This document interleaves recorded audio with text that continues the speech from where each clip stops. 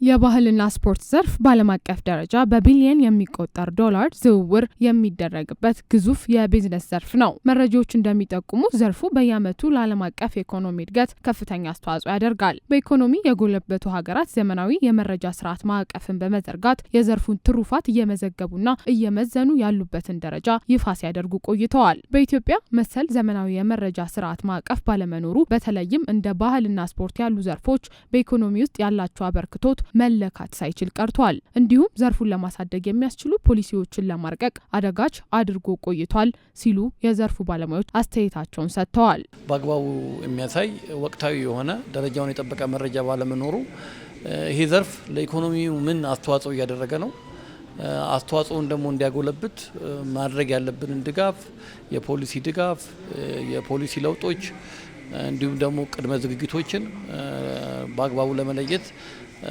እንዳንችል ያደርገናል ማለት ነው። ስለዚህ ያ መረጃ ባለመኖሩ በአጠቃላይ በመረጃ ላይ የተመሰረተ ውሳኔ ለመስጠት እንዲሁም ደግሞ የሚመለከታቸው ባለድርሻ አካላት የሚጠበቅባቸው ሚና እንዲወጡ እንዳይወጡ የማድረግ እድል አለው ማለት ነው። ሴክተሩ ላይ ምን ያህል የሰው ኃይል አለ? ያ የሰው ኃይል እንዴት ነው ልናሳድገው የምንችለው? ለምሳሌ ሙዚቀኞችን ብትመለከቺ ናሽናል አካውንት አያውቃቸውም፣ ካልቸራል ሳተላይት አካውንትም አያውቃቸውም። እንደዚህ አይነት ኢመርጀንሲ ኬዞች ሲመጡ እነሱን ለማድረግ የሚያስችል ስርዓት ለመዘርጋት በጣም እንቸገራለን ማለት ነው። ትክክለኛ ፖሊሲ ቀርጾ ኢንቨስትመንትን ለመሳብ የሚያስችል ለማምጣት በጣም ይቸገራል። በዚህ ሴክተር ውስጥ ይህን ያህል ኢንቨስትመንት የሚፈልግ ከሆነ ምን ያህል የሰው ኃይል ይፈልጋል? የትምህርት ስርዓቱ ከዚህ ጋር የተናቦ ሰው ኃይል እንዲያመርት ራሱ የሚያደርግ እድል የሚሰጥ ነው። ይሄ ሁሉ አልነበረም። በኢትዮጵያ የባህልና ስፖርት ዘርፍ ለኢኮኖሚ የሚያስገባው ገቢ፣ የስራ እድል ፈጠራ፣ በዘርፉ የተሰማሩ ባለሙያዎች ብዛት፣ የሀገር ውስጥ ምርት ወይም ጂዲፒ የሚያደርገው አስተዋጽኦ እንዲሁም ዘርፉን ለማሳደግ የሚያስችሉ ፍኖተ ካርታና ፖሊሶችን ለማርቀቅ የሚረዳ አዲስ የመረጃ ስርዓት ማዕቀፍ በባህልና ስፖርት ሚኒስቴር በዛሬው ዕለት ይፋ ተደርጓል። በዋነኝነት በሀገር ደረጃ የአጠቃላይ ሀገራዊ ምርትን ለመገመት የምንጠቀምበት ዓለም አቀፍ ደረጃውን የተከተለ መርህና አሰራር አለ።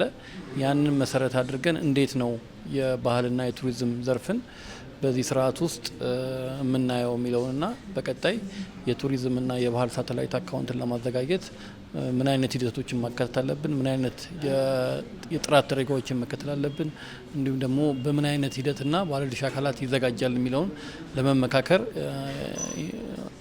ወሳኝ የሆኑ ባለድርሻ አካላትን ያሰባሰበ የምክክር መድረክ ነው። በባህልና በስፖርቱ ላይ ምን ስራዎች እየተሰሩ ነው ያሉት? እነዚህ ስራዎች ደግሞ ለሀገሪቱ ምጣኔ ሀብታዊ ምን አስተዋጽኦ አላቸው የሚለው ላይ ትልቅ ክፍተቶችና ውስንነቶች ያሉበት ሁኔታ ላይ ስለነበር እነዚህን ችግሮች ይፈታሉ ተብሎ ነው የሚታሰበው ማለት ነው። ካልቸራል ሳተላይት አካውንት፣ ስፖርት ሳተላይት አካውንት ስንል አጠቃላይ የሴክተሩ ኢኮኖሚካሊ ያለው ኮንትሪቢዩሽን የመረጃ ስርዓት አካል ናቸው። በባህልም ስንመለከት፣ በፈጠራ ኢንዱስትሪም ስንመለከት፣ በስፖርትም ስንመለከት ምን ያህል ለስራ እድል ይፈጥራሉ፣ ምን ያህል ለእያንዳንዱ ዜጋ የስራ እድል ከመፍጠር ባሻገር ገቢ ይፈጥራሉ፣ እንደዚሁም ደግሞ ለሀገር ምን ያህል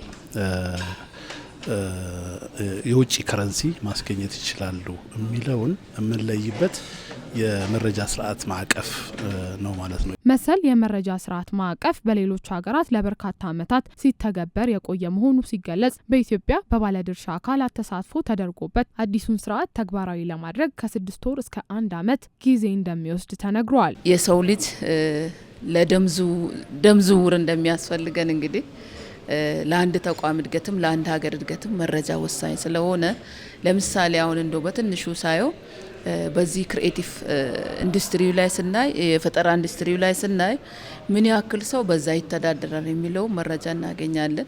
ራሱን የቻለ ሂደቱን ጠብቆ ረጅም ጊዜ የሚጠይቅ የተለያዩ ባለድርሻ አካላትን ኮሚትመንትም የሚጠይቅ ነው። ራሱን የቻለም የመረጃ አደረጋገጥ ስርዓቱ ጥራቱን የጠበቀ ማድረግ ይጠይቃል። በዚህ ሂደት ውስጥ አልፎ የሚዘጋጅ የካልቸራል ሳተላይት አካውንት ዋነኛ ጠቀሜታው በመንግስት እንዲሁም በየደረጃ ያሉ ባለድርሻ አካላት ኢንክሉዲንግ የመንግስታዊ ያሉን አካላት ስለ ዘርፉ ያለበትን ደረጃ አውቀው በመረጃ ላይ የተወሰነ ውሳኔ እንዲሰጡ ያደርገናል።